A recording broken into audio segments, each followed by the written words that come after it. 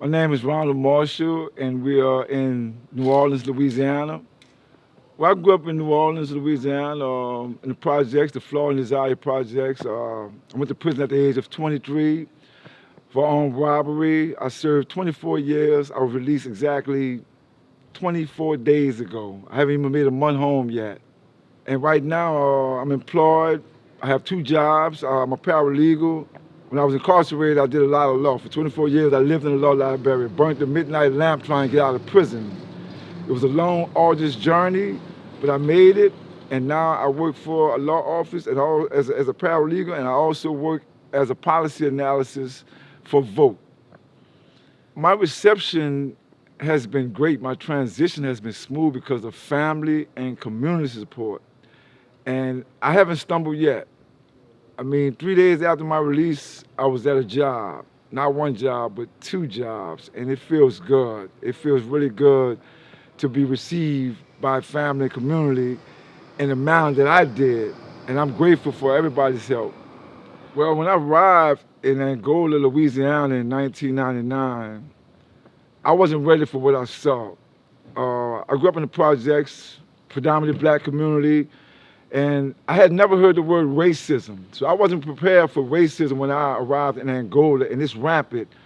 The first time I heard the words, "I can't breathe," was not by fellow comrade George Floyd. It was in Angola, Louisiana, and I heard it over and over and over again. But there were no cell phones in the penitentiary in 1999. So a lot of these correctional officers got away with cold-blooded murder, and I wasn't ready for that. And I knew right then and there I had to find a way to get out of prison. And that compelled me to dig and turn over every rock I could to get out of prison. That means hit the law library 24 hours a day. I literally slept with the law. I bred, ate, slept, talked about law for 24 years. And that's all I want to talk about. If you want to talk about law, then we could not have a conversation. Correctional officers who are employed by the Department of Correction, it seems like they have a vendetta against those who they are charged to oversee. And we need laws in place to protect those incarcerated brothers from excessive force, from verbal, emotional, and physical abuse.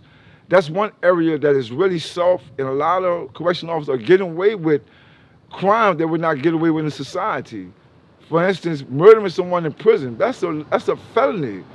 But there's no investigation conducted into their practices, and we need some laws in place for that reason. I was pending in federal court on a civil suit, and I was appointed two brilliant attorneys by the federal court. So COVID hit in March, and I had some of the underlying conditions at the time. I had filed a deliberate indifference claim against the Department of Corrections.